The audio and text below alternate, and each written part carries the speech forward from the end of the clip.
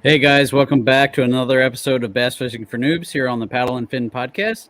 I'm your host Sean, and with me as always is Miss Susie Q. What's going on, everybody? I feel like it's been a while since I've been here, but then I'm like, it kind of has been a while. yeah, it's just been a strange time recently. We've had a few kind of different guests here. We've jumped around quite a bit, but it's been interesting. But I'm happy to have Susie Q back with me. And how's everything going, Susie? How's Adam doing? Is he doing good? He's still progressing very nicely. He still gets a little bit tired, but other than that, almost back to normal, minus the weight restriction, which has been, a little interesting because he's like, well, I don't know if this is 15 pounds. And I'm like, I don't think it's 15 pounds, Adam. You can lift it just fine. So, yeah, no. But, hard to believe that it's already been like over a month now, like almost a month and a half now. So it was quick. Yeah. It didn't seem quick at the time, but then now it's just like, yeah, time's really flying by. Let's see here. I'm trying to think of what else was going on that I was going to let you guys know about. Oh gosh darn it! Have you been able to fish much? No, I have not been able to fish at all. Mainly because all of my lakes are closed because of waterfowl season. So yeah, that happens usually about mid-October. And lasts until December. So, like, this beautiful weather we've been having the last couple of weeks, like, I'll just be so mad. And then now with the time change, it's even worse, like, oh God, that last Monday, the day after the time change, like, I get off work at 5 and like I stepped outside and I like wanted to cry. I was like, no. Yep.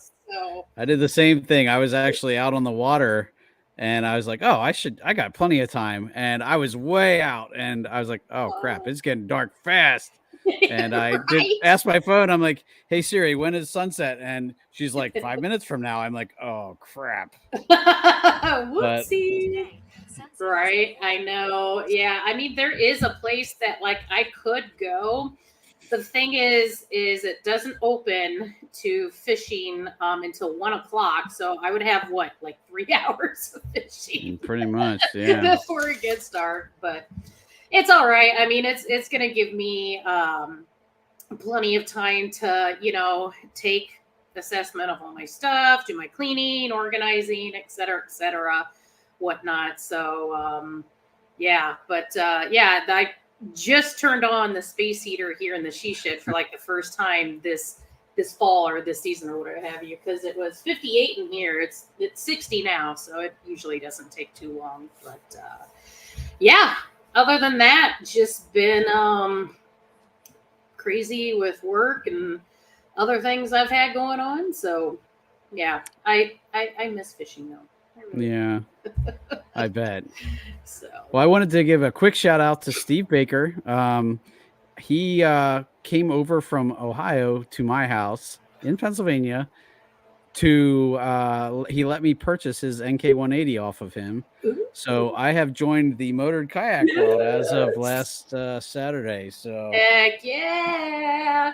Dude, you're going to love that motor because that's what I have as well. And I'm telling you, like, it's just seamless. Like once you get the mounted on the kayak, it does take a little bit getting used to dropping the motor into the 2 slots because there's this weird like bar thing that'll sometimes get in the way. But like once you get that figured out, you just drop it in, tighten the thing, and just hook up your cables and boom, you're ready to go. Yep. I still want to do some cable rigging. Right now I have it just on top, but I'm going to, run it through hole here in a little bit. Yes. But I still was getting my battery situation straightened out. So that's been an interesting adventure and might have an announcement coming in the future about that too. So that was kind of cool, but yeah, so that was exciting. And I'm still kind of we'll keep this hush hush, but I've tried it out on the water a few times, even though I haven't got my registration yet. In the mail, but I did pay for it. I have the receipt and everything. I was gonna say, like, you don't have to have it like physically on your kayak as long as you've got the paperwork. Oh, really? I think you're supposed to have in Pennsylvania. You're supposed to have the letters on your kayak. Oh, really? Yeah. Well, I'm sure all states say that, but. Well, yeah. As long as you have proof that you're like, yeah, I just got it. I just had to come and test it out. Yeah. So. Well, tonight I reached out to one of my I've talked about this gentleman on the Rusty Hook podcast. I know I've mentioned him on our podcast before because he has one product in general that I absolutely love, and it is with me literally every time I fish anywhere now. But I wanted to bring on Ken Glassner Sr. from Ken's Jigs. So, Ken, welcome to the Paddle and Fin Noobs Show. No problem, man. Yeah, glad to have you. And, I know I just did an episode with John Rapp on the Rusty Hook podcast, and we did like a Halloween grab bag. It was like if you were giving out fishing supplies on Halloween, what would you give out? And, my answer was, your weedless Ned heads, because I just cannot.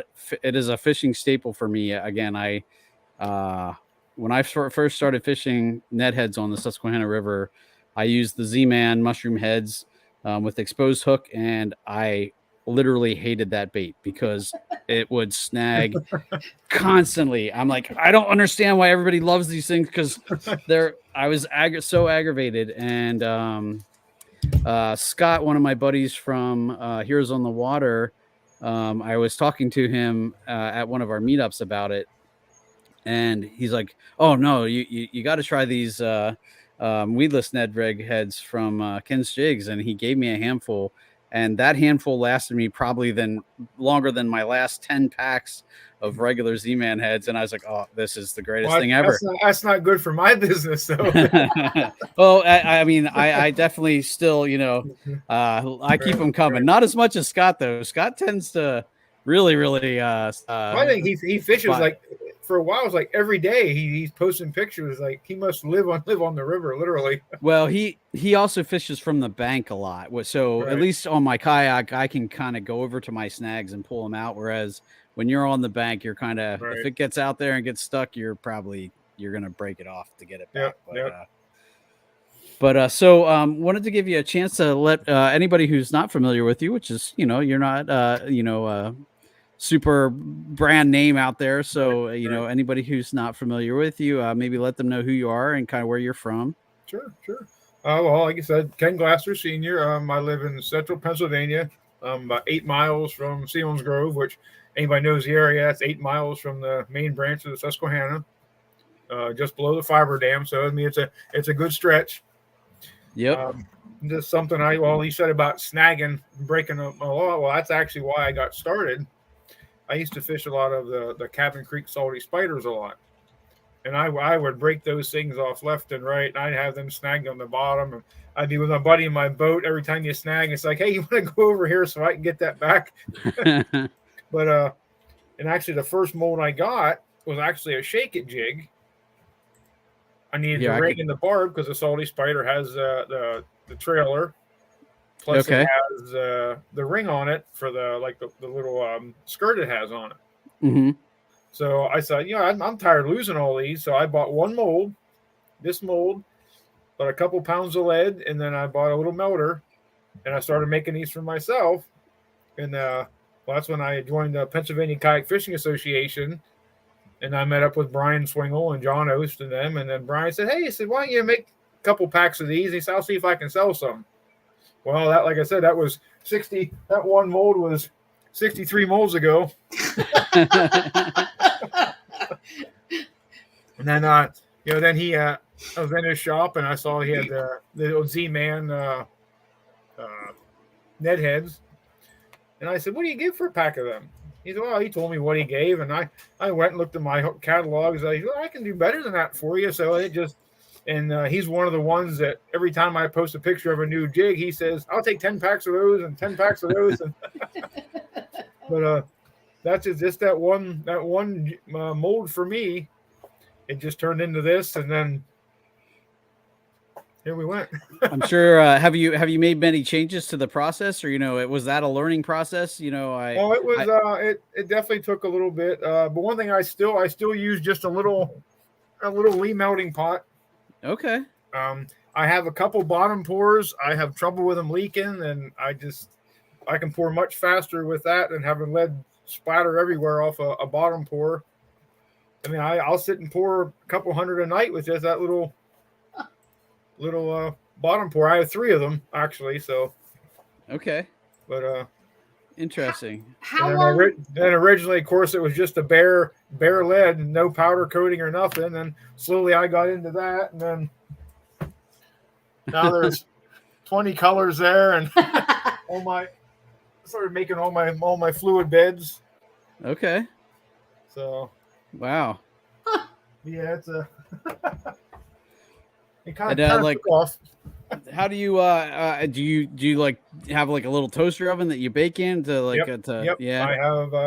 I have a heat gun where I heat the jig up, and then the fluid bed. Of course, if you hook it to I have an aquarium pump. Okay. It's an aerator. Okay. It flows into the bottom and just bubbles the lead, makes it like a liquid, and just dip it in, and then I hang it in my little toaster oven rack. I actually made myself a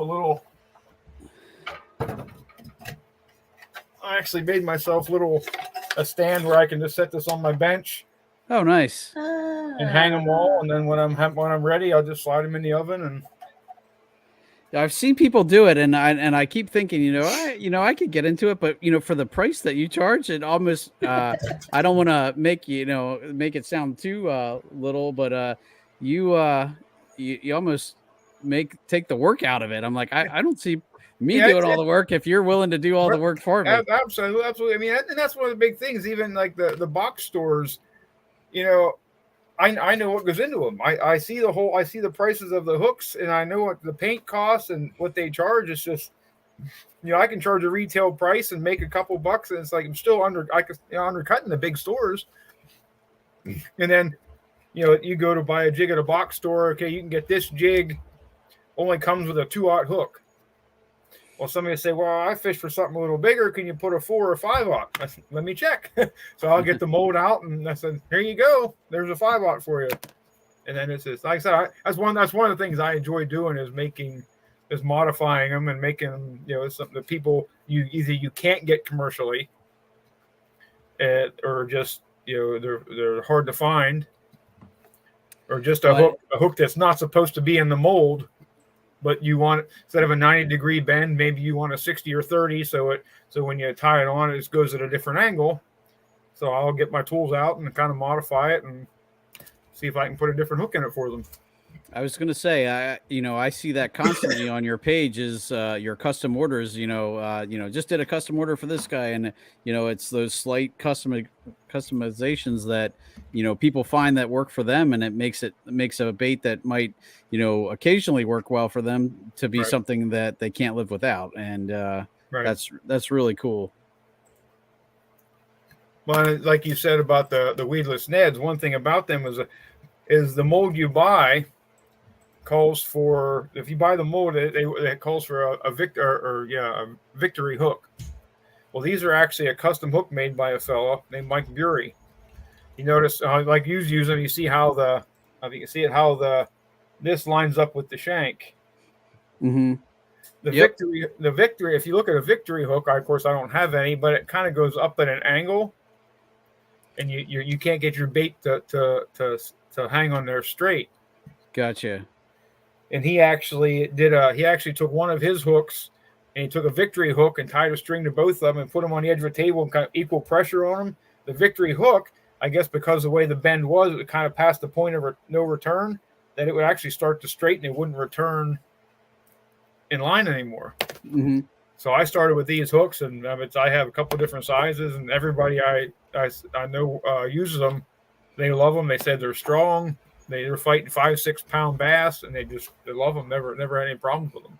Yeah, no, I was gonna, and I can totally echo that. I mean, I have caught some friggin' big smallmouth. You know, some people tend to hate on the Ned rig because they call it a little fish bait, but you know, and I do catch plenty of dinks on them, but Right, right. I have also caught, you know, I'm gonna say I have caught at least 120, 20-inch smallie on a Ned rig, and I caught my personal best last October in an unnamed creek on this with a yoga pants, which is the black yep, TRD.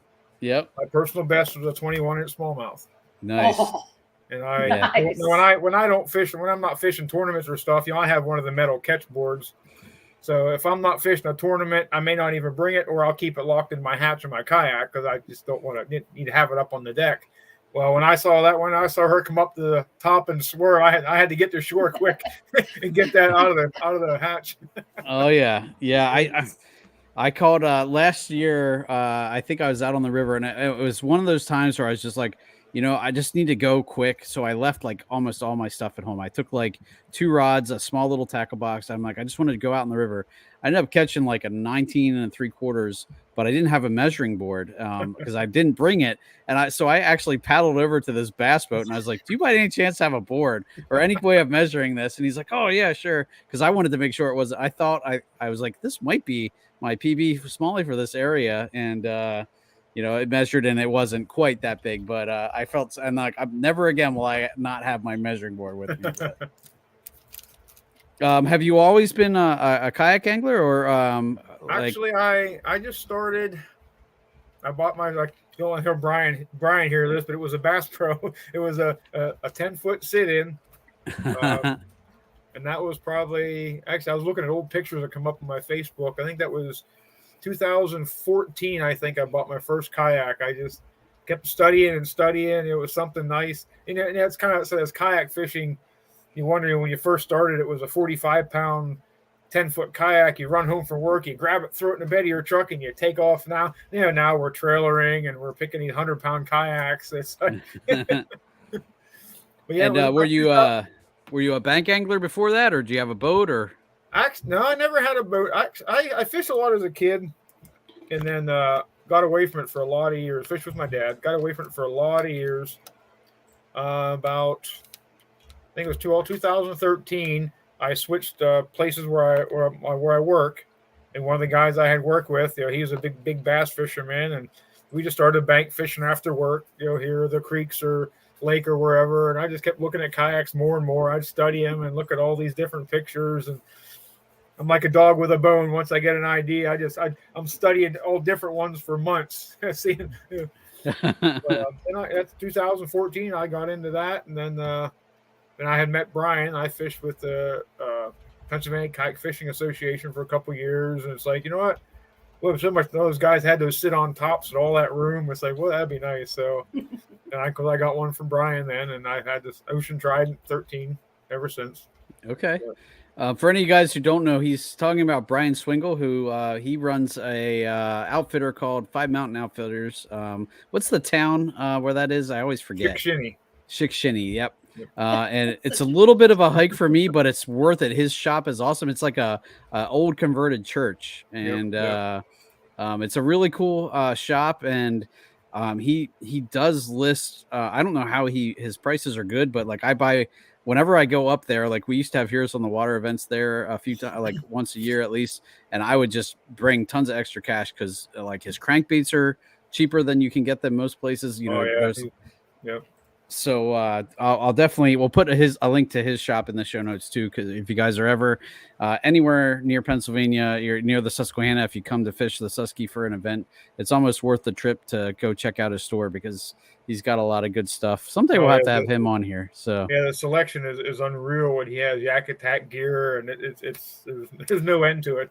But for every name brand, he also has like little brands like you and some other really cool local places that you wouldn't otherwise like hear about. So you know, that's another reason why I like going to his shop, just to see that kind of stuff, because he definitely caters to the local guys if he can. If it's something they can offer it, if it's worthwhile, he'll try it out. Yeah, definitely.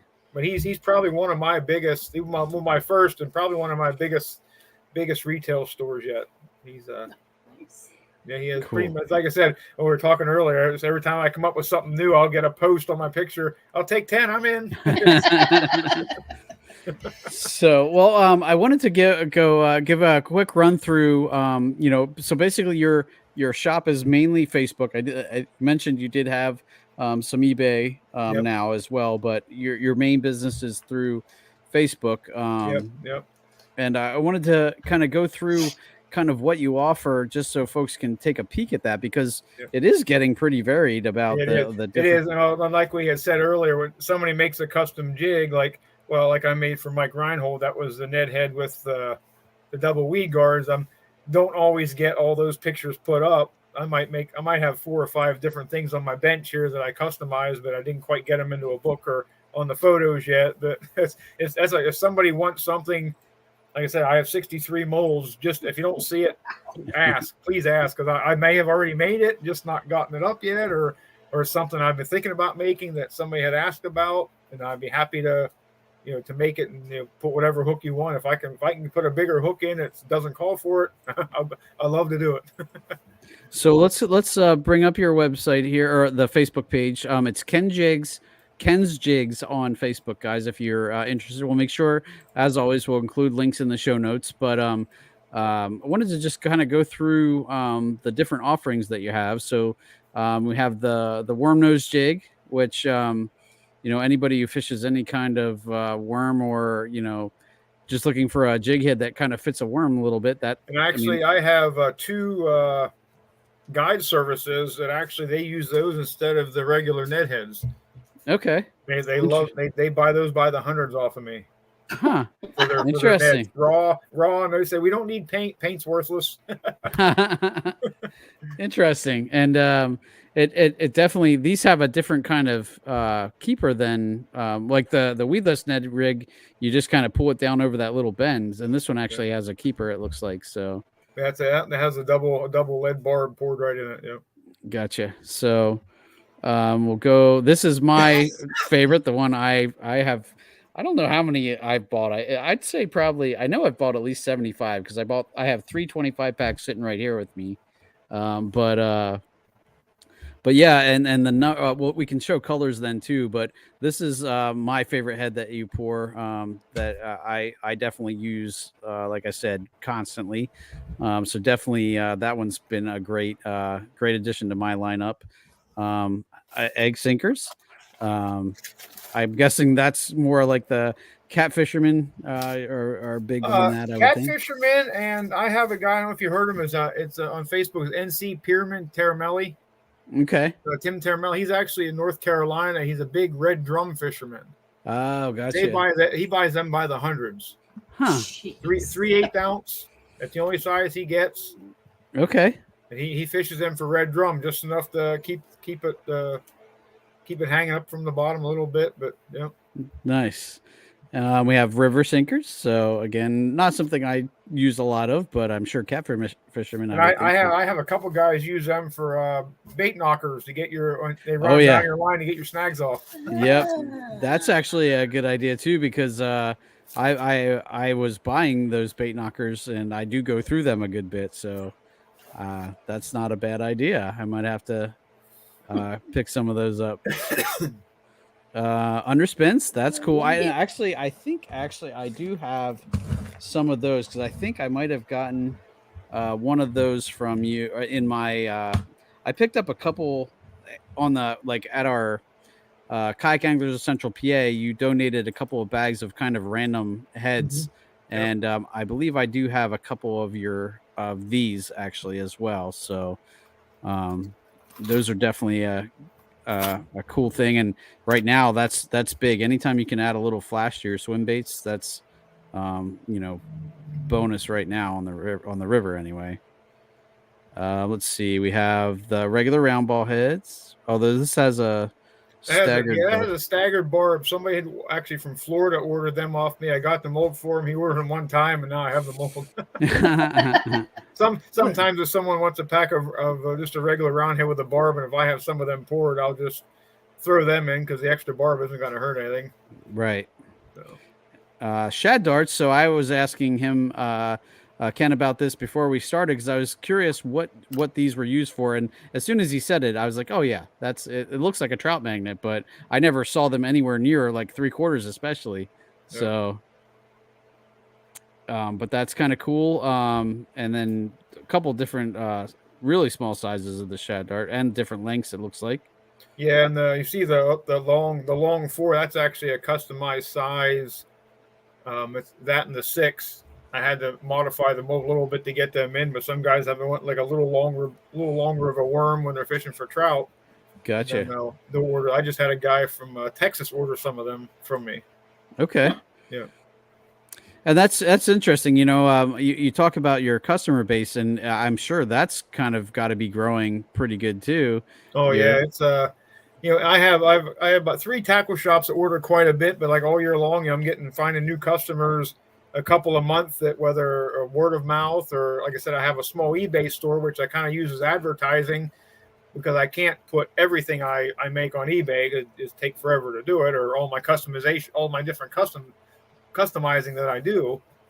So, if they'll get in touch with me and say, can you do this? I say, well, here, I said, I'll just customize some stuff for them and kind of Right. eBay, they kind of push eBay aside and then they're ordering directly from me. So, yeah, no, and then that probably helps you out a little bit too, because eBay does like to take their cut for sure. Yeah. 15% for sporting goods. Wow. Okay. Yep. Highway robbery. Yep. Well, see, that's the thing. Of course, I jack my prices up 15% to cover that. Gotcha. Anytime somebody orders something, I send them a little handwritten note, thanking them and telling them if you can order directly from me, you have better prices and a lot more of an inventory than what I have there. And then I picked up a couple customers from that. Oh, I'm Nice. sure. Yeah. Yep. So we have the tip-up jigs. That looks like a shaky head, right? Yeah, that's basically just a stand-up that has the coil keeper on it. Yep. Okay. These are your regular round ball heads. Yep. Which I like the really small sizes of these because like I throw an Alabama rig, and a lot of places the smallest ball head jig you can buy is like a 1/4, and that can be too heavy on a rig when you're throwing 5 baits. So yeah. So I like to use the 1/16 and 1/8 on those because it makes the a rig not so hard and heavy to throw and tiring, but I don't get, I can run it in the Susquehanna where it's only, 4 foot deep, and I don't constantly snag up the bottom and lose my A-rigs because that gets expensive too. But the banana jig, where'd that one come from? That was one I got from a friend of mine. I don't know if they used to tie stuff on. I think they used to tie something that kind of has like a beveled little collar on the bottom. I see that. It almost looks like a Roadrunner. The old bait the Roadrunner that had like an underspin on it. Yep. Then you have your flat stand-up heads. I did get some of your wacky weedless heads in one of those. Yep, and those work great for me on Lake Redmond. I was just out there yesterday fishing, and I always like a weighted wacky head. I just it helps me with my patience because it falls just a little bit faster when you're just waiting for a weightless wacky rig to fall. I swear that is the longest time in my life. And we have swim bait hooks, so those are definitely popular on the Susquehanna. And those looks like regular mushroom head jigs, kind of. Yep, they're regular Z-Man. Yep. And tube jigs, I do have some of these too. Yeah, a lot of them, if you notice, like on the ones on the right, I think they're might be old. I usually like to throw a 3.5 inch or a 4 inch too. I love tubes in a Susquehanna pretty much all year long. Mm-hmm. But I actually have a long shank hook on those, because if you throw the bigger tubes and you have a standard size shank, it kind of wants to curl your bait up, or you have to put a little snip in it. Yeah. Yep. Actually, I made I use these a lot with a longer shank on them. Gotcha. I might have to hit you up because I've been looking for, I don't know if you could make them, which I'm sure you could, but there's the, whoever makes the stupid tube hooks, They only go down to a certain weight. Secret lures. Secret, yeah, that's what it is. But I'm looking for like an 1/8 of an ounce of a hook. I've actually been looking at doing something with that, with the hook from that weighted hook with the screw lock on it with a big extra wide gap. I've actually been toying around with something, putting a weight in that you could thread through. Mm-hmm. Have that big you could Texas rig that extra wide gap hook on. I've been actually looking at messing with something like that for a little while. I had guys. You said you had the Alabama rig, Sean. That one right there, that actually shattered that 1/8 ounce. Actually, I used that. Okay. Rig. I can see that. I did them last year. I did them in chrome. Nice. Gotcha. I put them in chrome and I put chartreuse eyes on them. That's what I was throwing. As nice. Then you have the regular keeper on it right there. Yeah. No, that definitely. I might have to change that up because I just use regular ball head, but that would probably work just as well, if not better. And of course, as soon as I come up with them for myself and post a picture, then Brian wanted some of them. But in fact, there's one right there with the green chartreuse eyes on it. Oh, nice. Oh, that's cool. Very nice. That's what I was throwing on. I tried mine last year. Unfortunately, I tried it at a Slay Nation tournament. We went the first time I was ever down there. We went to Lake Marburg, and that was terrible. Well, Lake Marburg isn't a good judge for anything, but there were 26 of us in the tournament. 25 of us tied for second with no bites. Oh, man. Yep, that sounds like Marburg. So the first place guy got 2 fish. That was it. Yep. He got all the places and biggest fish. He won the whole pot. Oh my gosh. The only time I've ever caught a fish on Lake Marburg at a tournament, I had a Ned rig tied on. I chucked it out there and I stopped to pee. And when I looked up, my Ned rig was swimming off. That was the only time I've ever caught a fish on Lake Marburg. And I have fished probably, it's sad to say, like probably 3 or 4 tournaments there. So we had gone down. We went down a day early and a cold front hit. And we got there early Friday morning. It was 43 degrees and drizzling rain. It was just miserable. That sounds like the last time I was there. It was like 10, 15 mile an hour winds. It blew us off the lake about lunchtime. It's like, we're done.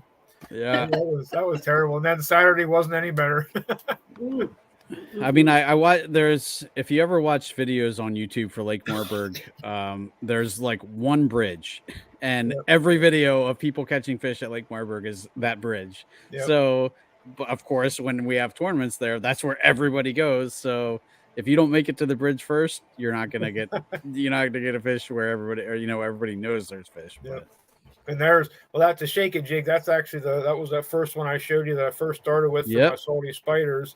And actually, I also used it. I get there's a little tackle shop near Walker Lake called Clark's Wiggly Worm. He's the only tackle shop on that. He has a lot of trout stuff, crappie stuff, a lot of crappie in Walker Lake. And I bought these. I don't think I have anything handy, but it's big, ugly, fat swim baits. Hardly any detail on them. Has a big smoke twister tail. Well, if you get most of your 8 ounce jigs, they're not deep enough to put on a big swim bait. Yes. And I miss hook sets all the time. Well, I got this and put a bigger hook with a deeper throat in it that it would stick out above that. Man, I just have a good time on Fence Creek with those. You shouldn't have said the Pea Creek. Yeah. Keep that quiet. Well, that's a big place. That's a big place. right. The section I fish, like towards pre-spawn, early May. I don't let that out, but. The best year I had there, I went out probably about 3 years ago. It was in April. We were getting some 60-degree days in April. I mean, it just turned on the smallmouth. And this certain section, they just fill up. It'll fill up in May and June. July, you won't get a bite. Yep. I know quite a few people who went there for the Hobie tournament last year. Oh, yeah. And we're like, oh, hey, you're about 2 months too late. Sorry about that. Yep. Then the weeds get in there and it's just miserable. You can sit in the middle of the current on your kayak and you won't go anywhere. Yep. Yep. Well, the line tie on this one is interesting too. It's like at a interesting angle and it's spun. It's 90. Yeah, that's a mustad with the flat eye on it. Yep, that's a 60-degree bend on that one. Okay, cool. And most of my hooks are mustad hooks. I mean, I found they're strong. A lot of them are black nickel because that 16th ounce, actually, I can put a 5/0 in that for that gentleman I was telling you about who fishes for the drum, because the drum, I guess they have very hard jaws. Okay. And they break a lot of hooks. And I actually sent them to them, and he actually gave me a shout out in one of his podcasts, because 16th ounce with a 5/0 hook, I think he's only ever had one break in like 3 years he was getting them for the red drum. Wow. I mean, it's a black nickel hook, so it stands up to the salt water fairly well. Mm-hmm. So, and a lot, like I said, a lot of mine are mustad black nickel. Now, some of them are eagle claw that I can't get a replacement. There's a mustad may not make an equivalent for it, but I mean, a lot of the eagle claw with their laser sharps, there are some pretty good hooks, but I'm a mustad black nickel hook fan if I can. Gotcha. Here's we have more of those kind of swim bait heads though. Yep. And more underspins. And those you go to those underspins, that's actually a bigger mold. Those actually have a tie on for a skirt. Okay. Oh yeah, yep. And actually, cool. I did some of them for River Runners kayak series in Delaware, where I would tie a skirt like on the top half of that. That way, the blade wouldn't interfere with it. Okay, cool. Yeah, that's pretty custom. Fish aren't going to see that every day for sure. And then what I did with that particular one, I just pulled one out here. Well, there's one of those. That's a 3/8 ounce with the ring and the barb on it. And what I did is I poured it without the loop on the bottom. Gotcha. And then I turned it into a tied swim bait. That's cool. Yep. The swim jig head. Yeah. Nice. And this one in particular, I tied up has a gold barbed wire with white, and that's a Kitech paddle tail smallmouth magic. I wanted to get. I just come up with this one about a month ago, and I was hoping to get out in the Susquehanna with it, and I never did. But I did take it to an unnamed lake I fish at, and I caught 19 largemouth that day with it. Every one was on that jig. Would that be a small unpowered lake? Perhaps. I may or may not be familiar with it. But I threw that. And I have pictures of 19 largemouth, and every one was caught on that. And I was like, I would just love, especially right now, to get on the Susquehanna with it and try those colors. But I just can't get away. And then right now I have my couple tackle shops I have. They're placing big orders because usually by February to April they get like a lump sum shipment to start the year. So right now was one of my busiest times of the year. So I mean, even if I have a big order and someone says, "Hey, can you make me 40 or 50 of these?" I never turn away my retail customers. I can always throw their stuff in while I'm pouring because I want to keep them happy too. Right. And we had some bad part about everything. A lot of my stuff being custom. I don't have a lot of stuff over poured where I can say, "Here, I have them already. I'll ship them to you." Oh yeah, so that probably means a couple of busy days in the shop for you when you get big orders like that. And then, like I said, I have about 20 different colors I powder coat, so I can usually have black and green pumpkin on hand. That's usually the black is usually the biggest call for it. But I have my chartreuse, and then I actually pour some for. If you ever heard of Thomas Customs Lures, they're in New Mexico. They hand tie. It's actually Melissa and Chuck Thomas. They hand tie hair jigs. I mean, deer hair, rabbit fur. They make some amazing stuff. And actually, I got into making their jigs for them. All of theirs are ball collars. Okay. So they had some certain colors they wanted, like a copperhead and watermelon with red flake. So I got into some other colors for them. Gotcha. Yeah, that makes sense when you're doing, especially when you're getting into the hair, like the actual real animal hair, that you want to have some pretty specific colors, I imagine. So, right. Yep. So we have our drop shot weights. These are those colored with that was a custom shake it that wanted a different that little heavier hook but a shorter shank. That's one I made fit. The little customization made it fit, and then put the weed guard on it for them. Yeah, very cool. Hair jigs. I actually That is one thing I do have. I forgot to bring them down because I definitely have some of your hair jigs too. I had actually I poured them and painted them. I had a buddy of mine tie a couple up for me. I work with one or two guys that'll do like stuff like this.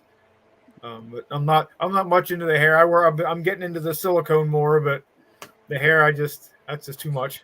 Yeah. We have nail heads. Those are always fun. And there's your tapered tube head with weed guard. Yep. Yep. That's one of my customized I did for I think Mike Reinhold was one of the first ones that asked me if I could do that for him. Mike does love his tubes. Yep. And there's getting into some silicone. Yep, there's a couple I started. Actually, I wound up with a guy from Texas this year, and he was telling me, he's telling me exactly what he wanted. We worked through it, and he's a largemouth fisherman. Well, in his lake, the largemouth are eating like they have a lot of white crappie in there. So actually, I did that. I made that one for him. Okay. That's an Arky head. Gotcha. Has a little green pumpkin on it, white with silver flake, and then I put some crystal flash in there with the chrome. Gotcha. So yeah. That would look like his the white crappie he wanted. So nice. And then we have more jig heads, regular jig heads. Yep, there's a Arky head mold. Yep. Then I forgot. There's those flat ones. That's a new one that I made. Yep. Yeah, I remember seeing those on the site, and I was like, oh, I know a couple different applications I could use for those. I have a guy in New York was fishing them 1/8 ounce, but he was putting a ribbon tail worm on that and fishing 25-foot deep lake with them. Wow. He said the way they flutter on the way down with a ribbon tail worm, he said that was putting fish in the boat all weekend long. Huh. And interesting. That's actually an old swim jig mold, which you can no longer. Actually, the hooks are discontinued for it. Huh. Actually, I still have a couple of them. Actually, a discontinued hook. Gotcha. Okay, look at that. Yeah. And like I said, it's no longer made. And if you go on the site, they'll tell you there's no replacement for that hook. So I got my tools out and I kind of machined it to fit a different hook that I used. That's actually two different styles. The bottom one is actually the wacky hook from the Wacky Weedless. Okay. And the top one is the hook from the actual weighted swim jig with the screw lock on it. Okay. I machined it so they would fit in there, and I could go a lot bigger hook. Most of them all you could ever get was that small hook in it. Yeah. Yeah. And actually, now I can do a 1/4 and a 3/8 ounce with that upper hook in it. Okay. Very nice. And these are the different colors. Okay, there's some of the ball heads that I made for Thomas. The hair jig. Some of the different colors. Gotcha. Nice. Yep. Okay. There's ball head. Yep. Yep. Those are ones I made. There's the same hook I use on the weedless Neds. Yep. But a lot of people like the little round ball, the owner heads. Okay. And there's that one I made. Yep. Very nice. Very cool. And I think that's it for that. And then quickly we'll jump through the colors here, just to show you, because there is a lot of colors too. We have black, chartreuse, which I don't know. Chartreuse is one of the I think that was one of the first colors I asked you for, and because I have luck with chartreuse on the river anyway. It's just enough of just enough of a color difference that I don't know. It just to me it makes it stand out a little bit. But watermelon, green pumpkin, obviously staples, white, watermelon red flake. That's kind of cool. Gold, red, and I actually use red too on occasion. I might have to get some of those. Copperhead. I like that copperhead. Yeah. Yeah, it's kind of has like a green flake mixed in it. Mm-hmm. Watermelon illusion. That's a new one there. That's a boss armor color I got from a guy. Okay, that's kind of cool. Kind of makes it look speckled. Almost looks like it has a texture to it. Yeah. Yeah. Yep. Powder blue. Ooh. Pink. Orange. Black Starlight, that has some speckles in it too. I'm Yep. guessing. If under a light, that actually has like little silver specks in it. Gotcha. Nice. Chrome, obviously, and purple. All right, so yeah, that's quite a different, quite a few color options there too. So yeah, definitely some good choices there. And like you said, if you don't see it on his page, ask him because odds are he's gonna like figure out something for you. Yeah, or like I was talking earlier, maybe something I've already come up with and made for somebody, but that was the only ones I made, and I didn't get any extra, or just didn't get the picture and the sizes put up on my page. Like I said, that was far from 63 different jig styles. Well, it's on my mold. And we were talking earlier. That's like my wife. She keeps saying, "You get so many different things." I customize. So I mean, it's right, and that's the other thing, that you're not going to get from the those big box stores. Right. You can pretty much dial it in to what the customer needs, and then that's really super cool. So as far as the future, what any plans like expansion or Well, I've actually all started with Brian's shop, and I, in my retail sales. I mean, they're what keep me going most of the time. I meet new people and customize stuff for them, and most of them are repeat customers. I mean, I do get a lot of repeat customers. But I like any of my tackle shops. I try to keep them fairly apart. I have 5 Mountain Outfitters on Susquehanna, which that's on the North Branch, about an hour and a half north of me. I have Base Camp Outfitters, which that's down in Newport, right on the Juniata. And then this summer, I actually picked up Blue Heron Sports in Milton. That sits right on the West Branch. Okay. So this year will be they bought a couple things. This will be their first year for a big stocking, and then they'll go out from there. But I'm not sure what all he's going to want yet. That's why it gets to be my busy time right now, because actually in 2 weeks I'm going to go talk to him. He said he'll have an order ready for me if I can have it by February 1st for him. And then gotcha. I went and signed up for a fishing show. First weekend in January, Capital City Bassmasters has one at the Marysville Lions Club. Okay. So I signed up for that. So then now I'm getting this big order. So I'm hoping I can have enough stuff made. And if I have a good turnout at the show, hopefully I have enough stuff left. I can get the rest of his order filled for next month. But well, very cool. It sounds definitely be a real busy 2 or 3 months right here. Well, good, and hopefully our listeners can hit you up a little bit and maybe get some business for you there too. So, anything else that you wanted to cover? I know I was going to ask you a little bit about like testing your products and stuff, like how often you get out to fish. And well, I usually like to fish a couple times over the winter. Me and a couple of guys go out, but this year doesn't look real good till at least February. The order is coming, but I do a lot of side work, like up at Brian's, putting a roof on his building for him, and I get a lot of extra work involved here or there. But yeah, pretty busy. If I'm not out working, lots of times I am in the shop. But one of the few things I tested was that swim jig with the tail, and I was hoping it would work well, and it did for me. So I know on the river, that gold shiner, or anytime you can get that kind of gold color in it, it seems to do good. And actually, that color of skirt was actually, I bought it off just by looking at the picture. It was completely wrong. I thought it was. I don't know if I have one. I probably don't have one here, but it's yeah, I don't have it. It's called a whiskey green pumpkin barbed wire. Okay. And you put 2 skirts of that on, and you use a 4-inch double tail twister green pumpkin black flake on it, on a green pumpkin head. I mean, that thing kills them. The last 2 years, we'll use that in the summer in Susquehanna, and it just kills them. Gotcha. So I kept buying that color from the same place. Well, then I need to restock, and I ordered it. It was, it's the same stock number. I got it. The color was like 3 shades lighter. I thought, no. So I kept looking, and they said, well, we have a new run, a first run of this new color. I looked at the picture. You know what? That looks like it. If you're only going to have one run, I ordered 1,000 tabs. It was completely worthless. Well, that was no. that was a color called avocado and gold. So I turned it into this with a golden green jig because even the jig I put some green pumpkin on the top of it. Okay. To give it a green, dark green top, but it worked out well. If anybody wants them, I have 1,000 tabs.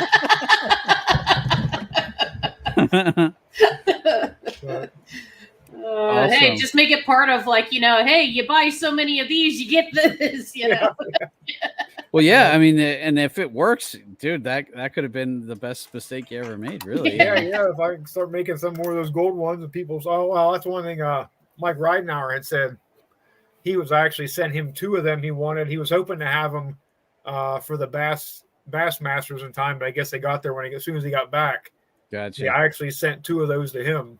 Okay. He wanted to try, and they missed him by a day, but yeah. All right. Well, very cool. Anything else that you wanted to cover? Any other, any other new products you have in mind, or where you're headed, or anything like that? Well, I don't know. It's I keep expanding a little here or there, and I have to get an extra tackle shop. And sometimes, like, boy, that was kind of dumb to do that because I get so swamped for some time. It's like, what did I do? It's it works. It works itself out.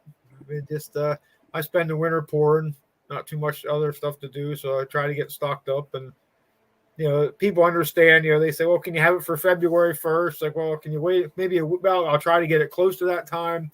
Might not quite be that, but yeah. No. Actually, it's me and my wife. My wife helps a lot. I actually pour them, and then I'll send them up to her upstairs. She'll clip the sprue off the top, and then she'll hit them with a file. Take the little burr off the top, and then she'll send them back down to me, and I'll get time to powder coat them. Then I'll send them up to her with the bags and the right stickers, and then she'll bag them for me. And because when I first started, I used to do all that. I mean, I sit down here clipping them and cleaning them, and then bagging them.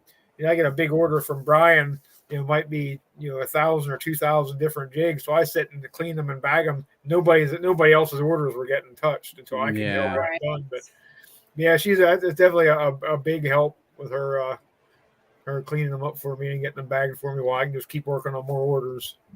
Well, make sure you thank her for us then too. So yeah. I was actually going to ask you, like, just to kind of give us an idea, how much lead does it take to fill just like one mold, and how long does it take to set?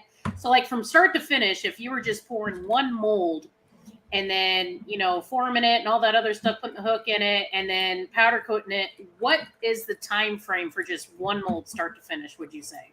Well, like if I get a small order, somebody wants like a dozen of something. Mm-hmm. Once it gets heated up, it might take. If I just plug the melter in, it might take 10 minutes or so. Which I'm doing other stuff while it's getting ready. But when you pour the lead, you can just watch it. As soon as you pour the lead in, you have about 10 seconds. You can pop it out of the mold. Oh wow! It's instantly. Lead melts at 621 degrees. Well, at 620, it's getting hard. Wow. I'll be darned. You pour it into the mold, you can just watch it turn color, and it's done. I can pop it back out.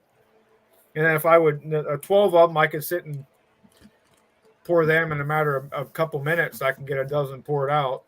Gotcha. And then I heat them up. I dip them in the powder coat, and then once they cool a little bit, because I always clean the eyes out. Nothing I hate more than buying a jig. I was going to mention that too. The paints and it is something real simple. I use a number 11 X-Acto knife. You put it in there, you spin it, you clean the lead off, and then you bake it. Don't do it after you bake it. Yeah. Forever trying to get that off of there.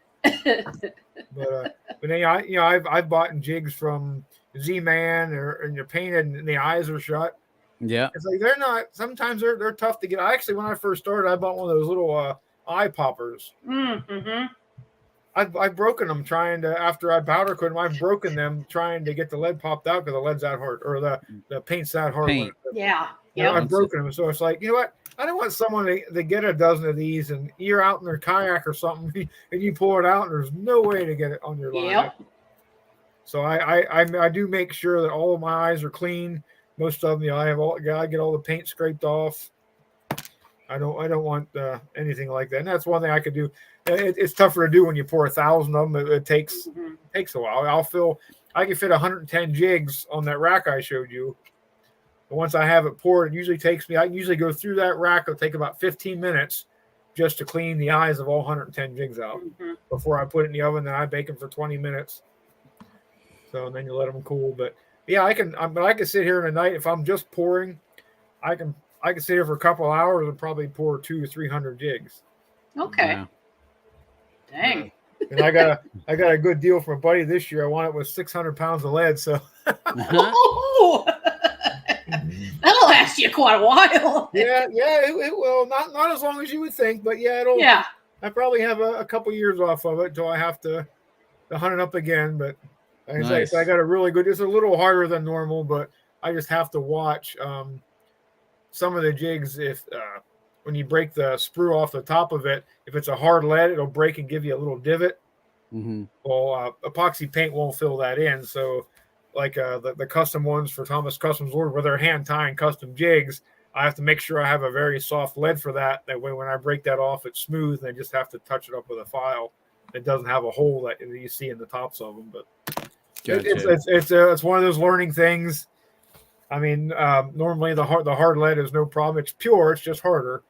Yeah. Usually, I don't have any trouble with any of them, but certain ones you just have to be real careful. And different molds, you learn that you have to make sure it's poured directly into the hole, because if it hits the side and runs down, it actually cools before it gets to the bottom. And then you're throw. I have a whole box of ones that are mist pours. Eventually, someday I'll just throw them all in and melt the lead off. Melt it up. Yeah, That's what I was going to say. Yeah. Especially if a lot of them are like 64th ounce shad darts with a number 8 hook. I'm not going to sit and pick those hooks out. Right. Yeah. I'll just melt them, throw the hooks away, and you reuse the lead. But Right. Nice. And then like I use like these I learned. That's the blade jig, the vibrating jig. Oh yeah. Those you have to pour very fast, because that blade being that cool and that big of an area, if you try to pour it slow, you'll never. And it was frustrating for a while because I could never get a good pour on them. Okay. Now I didn't see those on your site. Those you do bladed jigs too? Yeah. I don't know if I had them on or not, but I have they're 1/4 and 1/2 ounce. Okay, that's good to know too, because those in the wintertime, that's about one of my go-tos on the Susky anyway. So yep, I had an ice fisherman actually uses them a lot, and he said they were like $4.50 at Bass Pro. Mm-hmm. And I went and priced them out. It's like, well, that's ridiculous, because I was retailing I think for like $250 or $275. Nice. It's ridiculous, but yeah, those I do tend to snag a lot and lose. Oh yeah. I mean, they're just because you're literally banging them off the bottom because it irritates the fish. So depends on what you have on the bottom. You have 2 exposed treble hooks. You're hitting the bottom with it. Yeah. Yep. You break snag a lot of them, but yeah. Cool. Okay. Well, I wanted to give you a chance to let folks know where they can find you. We'll obviously include a link, links in the show notes as well. But how can people get a hold of you, place orders? It's pretty simple. I've been through the process a few times. But a lot of people, I don't have an e-commerce site, but if you just look me up on Facebook, you just either comment there, or comment on Messenger, or find me, Ken Glassner Sr. on Facebook. Shoot me a message, and I usually a couple hours, or I have it answered, if not minutes, depends on where I am. But I usually pick them up right away. And like I said, you can customize anything you want, or if you happen to see somebody comment on a site, if it's Ken Glassner Sr., that's me. So yeah, definitely. And if you like his Facebook page, you'll get to see a lot of the products as they go out, because he'll be like, hey, I did this order. And so it really gives you an idea of what all you're doing. So yeah, I try. I don't always get to do that, but I try to keep pushing them out and let people see that, some of the stuff may be repeating. Like I had a big run on eBay. A lot of people ordering the 64th ounce shad darts, white, chartreuse, gold. I think I just posted a picture yesterday. The guy from Texas, he wanted them in copperhead, a little bigger size with an extra long hook in copperhead color.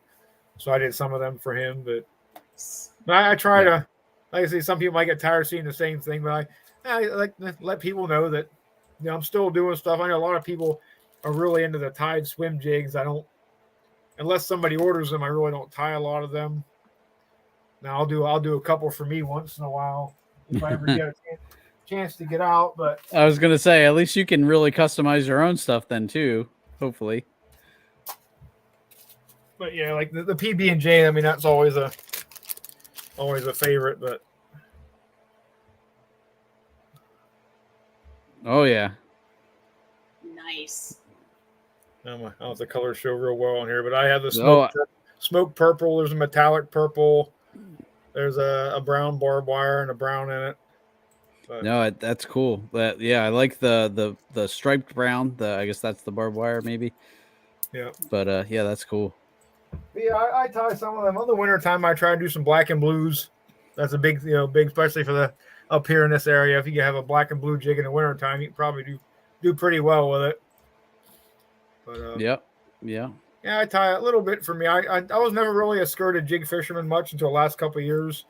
I started fishing with a buddy of mine, Mick, and he always ties them. I started trying to. He could catch fish in a bucket of water, but he's a stick man. He is. Yes, I definitely know him well. So I've been fishing with him quite a bit, and we all of us went out to the unnamed lake we were discussing earlier. And of course, it was him and his dad and myself were there. And, he caught as many as two of us combined. It's like that lake is a special place. I heard it's going to be going away, which breaks my heart. But well, what they did is, I'll give too much. Everybody know what it is. Right. But they turned it into a recreation area, and they actually if they're having an event there, they actually close the lake. You can't get to the launch on a Saturday. Like middle of Saturday, going to be a beautiful sunny 80-degree day. You'll go there and the launch is closed because they're having their event. Right. Because it's no longer owned by the commission. The township owns it now. Yep. And so they pretty much do it. The water's public, but the land isn't. So they can just, if they decide they don't want, they don't have any room for everybody else to park, they need the parking, they'll just close it down for the day, and you drive an hour to get there and you can't fish. So Yep. And then even Walker Lake, well, they're going to be draining that again, and that's once they take all the fish out and drain that could be 15 years. So that's a fishable place again. Yeah, I mean, I have Lake Williams down here, which is drained right now, and the same. Is that the one right by Redmond where they actually drained them both down a little bit? Mike was telling us about that. Yeah. Yep. So and I was surprised the first time they drained it, it was fishable again, probably 3 years, and it was actually one of my favorite places to fish because nobody was going over on that side because they thought it wasn't going to be good. But I was, I wasn't catching big fish there, but there's 15-inch bass there in 3 years, so it was.